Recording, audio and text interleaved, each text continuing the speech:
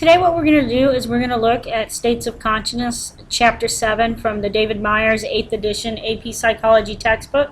So again, this is just the intro, so this is a pretty good summary.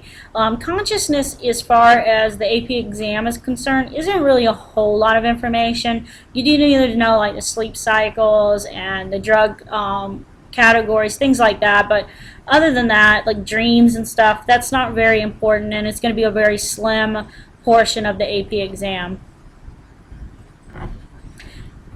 So what we look at with consciousness is we look at like daydreaming. Daydreaming is going to be something very important that we do, because what daydreaming does is it allows our mind to kind of relax. It allows our imagination to develop. We look at dreaming. So psychologists do look at what dreams mean, and there's a couple different theories on dreams and what they mean. We do look at stuff like hallucinations. So this could be maybe physiologically induced. It could be something that it could happen just because your body could be maybe overproducing like dopamine, or you could be taking some sort of illegal substance, or you could be taking something legal, like some of the pain medicines that are prescribed can cause people to see things or hear things that don't naturally occur. So we go back to the neuroscience, the chapter 2.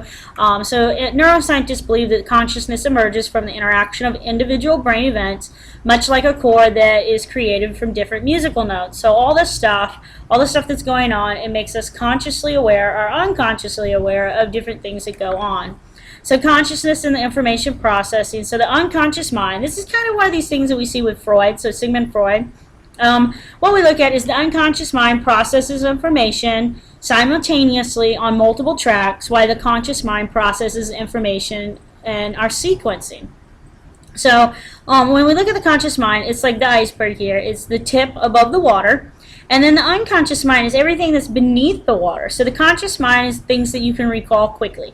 The unconscious mind is stuff that you have to think about, stuff that's undergoing, things that aren't readily available to you. So everybody has to sleep, and sleep is inevitable, and there's different theories as to why we sleep.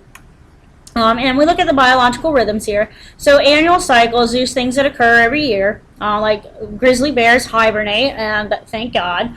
And then humans also experience seasonal things, like sometimes in the winter we do sleep more than we do during the summer. Summer's longer as far as the sun being up, so we tend to stay up a little bit longer during the summer, not just because you guys don't have school. Our mood also changes with the seasons. So seasonal affective disorder, or SAD, is an abnormal disorder, and it's a mood disorder. It normally occurs during the winter, and it occurs during the winter, during the dark winter months. And so one of the therapies that they use to help with seasonal affective disorder is light exposure therapy. And these are like things that people in Alaska and Canada that are really in the far northern part, where they don't have light for a couple weeks of the year, what they end up doing is they go to like a tanning booth. It's like a fake light, and the fake light helps you because it like gives you the fake vitamin D, and so your body feels like it's at least getting some sunlight. Biological rhythms, there's 28-day cycles, and this is a female's menstrual cycle. So every 28 days a woman will menstruate, and research shows that menstruation may not affect moods. Now some women do have it affecting the moods, but it's not every single female. 24-hour cycles, you and I, our bodies operate on a 24-hour cycle, and this is when we sleep, when our body temperature, our growth hormones, all this stuff is going on during this 24-hour cycle period. And then we have 90-minute cycles, and this is what happens when we actually sleep. We sleep in 90-minute cycles. That's why it's best for you to wake up at the hour or the half-hour mark. Waking up at like 5:15 a.m., it'd be better for you to wake up at 5 or 5:30. Try and break yourself of waking up in between. So the rhythm of sleep. Circadian rhythm, this occurs on a 24-hour cycle, and it includes sleep and wakefulness, which are disrupted during transcontinental flights. So whenever you fly across the Atlantic Ocean, like you're going to Amsterdam, what's going to end up happening is you're going to notice that there's been an interruption in your sleep. So one of the easiest things to do would to take like melatonin, and melatonin is released during our sleep, and it helps us stay asleep. And so melatonin would be something for you to take, because when you go over to Amsterdam, it's going to still be daylight, and you'll have been awake for over 24 hours. If you stay awake, your body is going to adjust to that new cycle relatively quickly. You'll feel a little jet lag, but as long as you stay awake and you start operating on the new Amsterdam schedule, you'll be fine. Now, if you fall asleep, then your body's going to have a harder time actually adjusting. Most athletes, they won't do that. Most athletes will take the melatonin, which will help their body adjust to the new sleeping pattern that they're going to have to adapt to. Sleep cycles. So measuring sleep, about every 90 minutes we pass through a cycle of 5 distinct sleep stages. And so what we notice, if we hook someone up to an EEG, it shows us their brain waves, and it'll show us where they are in the sleep cycle. It doesn't tell us what they're dreaming, it doesn't tell us what's going on, it just tells us where. So alert and wakefulness, we look at the beta waves. When you're awake but you're actually relaxed, this is our alpha wave. So this is like someone meditating. And remember what I told you guys, one of the things that you want to try and do before you go to sleep is maybe try and listen. If you're having a hard time going to sleep, listen to your heart beating. And stage 1, sleep. This is the very, very featherweight light sleep. In stage 1 to 2, your brain is actually experiencing slow, regular waves that we call theta waves. And this is kind of, you'll see the same kind of waves as someone who's actually daydreaming. And what ends up happening is that you see these spindles, these sleep spindles. This is a burst of activity that's going on for your brain. And it could be like all of a sudden you saw a person that you really liked in your little daydream, or a sound could have occurred that made that little spike. So stages 3 to 4, this is our deeper sleep. We're being pulled into the deep sleep. This brain activity is starting to slow down, and we see delta waves. And I see nice slow waves. Stage 5 is what we call REM sleep, and REM is the deepest sleep stage, and we see this at 4. You move into this last part, this REM, and so what ends up happening during REM, it's called rapid eye movement, and you see right here, REM is occurring, and during this time, our brain is very active, even though our body is asleep. And during REM, we go through paralysis, so our body is paralyzed, so we don't reenact our dreams, because during REM, this is our most vivid sleep. This is our most vivid dreams that go on. So you could be dreaming about being Superman, and so what your body does is that it makes your body go through paralysis. So your body like is locked down, and so when you're like fighting all these enemies, you're not actually swinging punches in your bed. So your body's safe because your body's gone through paralysis. After REM, we go to non-REM, and the non-REM is the next little sleep cycle, and non-REM is non-rapid eye movement.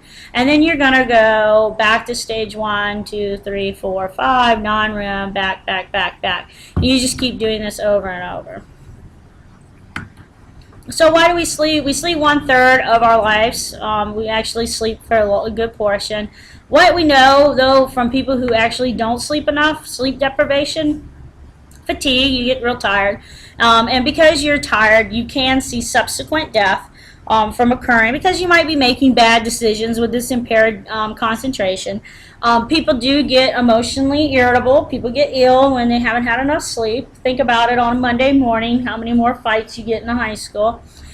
People do also get a depressed immune system, so what ends up happening is their immune system can't fight off infection, or it can't fight off a common cold as much as it would if you had actually had 6 to 8 hours of good sleep. And really, anything less than 6 hours a night is going to start causing health problems as you get older, and we see greater vulnerability.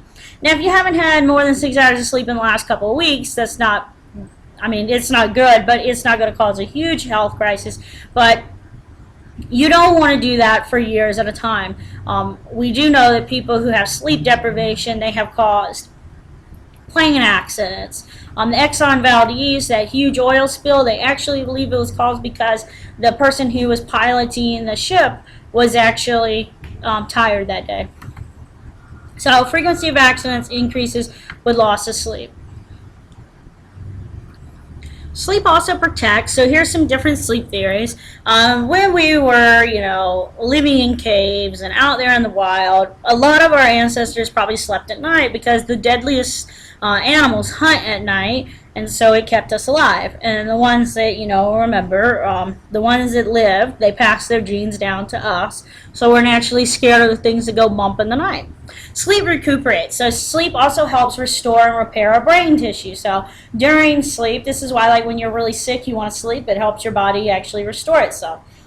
Sleep also helps remembering. Think about it like this, guys. When you haven't had much sleep and you're trying to study for your test, you don't really remember as much as if you've had a good night's sleep. Sleep and growth. During sleep, this is when our pituitary gland, the master gland, releases growth hormones, and older people release less of this hormone and sleep less. So grandma doesn't need to go to bed at 5 p.m. and sleep until 6 a.m. the next day. Grandma actually needs less sleep than teenagers. It's just that grandma has more interrupted sleep, because grandma will go to sleep for maybe 90 minutes, wake up, and then, do whatever grandma does. Clean, sew, crochet, use something. Embarrassing to wear to school. And then grandma goes back to sleep. Or she watches, Dancing with the Stars. So sleep disorders, insomnia. So we have sleepwalking, we have nightmares, and nightmares are just frightening dreams that wake you from REM. So nightmares occur in REM. Night terrors are different, they occur in stage 4, and this is when you haven't had paralysis occur. So night terrors are really scary, and they're sudden arousal from sleep with intense fear. Intense. Like, this is when you see people, like, their heart is pumping, they're sweating, and what ends up occurring for these people is there's some sort of physiological reaction to whatever it is that's going on with their mind. Narcolepsy is the overpowering urge to fall asleep, and what a narcoleptic is someone who falls immediately into REM. They go right into paralysis, so they could be walking, they could be talking, and then bam, REM happens, and they seize up their whole body. It's very dangerous. They're not real certain why it happens. They think it could be genetic, but they are looking at ways to actually help. And someone who's narcoleptic, it could be maybe like health issues, but they're not really supposed to drive either, because think of how deadly this could be. Sleep apnea is the failure to breathe when they're asleep. So sleep apnea, most of the time these people have sleep masks that they use every night. So dreams, the link between REM, sleep, and dreaming has opened up a new era of dream research. People are always kind of trying to figure out what our dreams mean. And so what do we dream? Here's just some things. A lot of people have negative emotional content. You had some negative part of the day, and so you have a negative dream. Follow your dreams. A lot of people dream about being attacked or pursued or rejected. There are sexual dreams. People do have a lot of sexual dreams. Now, most people don't necessarily remember them, but everybody's probably had one. Dreams of gender. Women dream of men and women equally. Men dream more about men than women, actually. Now, why do we dream? So here's the dream theories. Wish fulfillment is a Sigmund Freud dream. So I know Disney has it like trademarked, or copyrighted. I'm going to go ahead and say, a dream is a wish your heart makes. That is a Freudian thinking, guys. So Freud suggested that dreams provide a psychic safety valve to discharge unacceptable feelings. So in your dream, you have manifest and latent content. Manifest is like the factual, the apparent content that may also have some sort of symbolic meaning. That would be the latent content. So manifest is facts, and then the latent content is that underlying stuff that occurs. So if you're dreaming about your, number one enemy, but you're dreaming about that number one enemy in a romantic way, Freud would say you and that enemy actually have feelings of love towards each other and not just feelings of hatred. Then we have information processing. So information processing helps our dreams. It helps us shift through our day's experience and store them into our memory. There's the physiological function of dreaming too. Dreams provide the sleeping brain with some sort of stimulation overnight, and it helps preserve neural pathways. So this is like a neuroscience kind of viewpoint.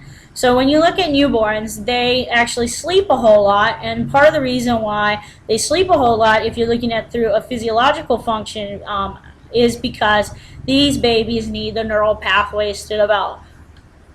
The activation synthesis theory, this suggested the brain engages in a lot of random neural activity, and dreams are just trying to make some sort of sense of it. So bam, some neural activity over here, and then your body tries to make sense of it. Cognitive development, some researchers argue that we dream as part of our brain maturation. So dreams are just because our brain is trying to mature. That's that maturation, natural process, and cognitive development occurs from it. Whatever is going on, if your body doesn't have enough REM, we go through REM rebound. And REM rebound is like a bank. If you're in debt to it, REM is going to take it the next time you actually go to sleep.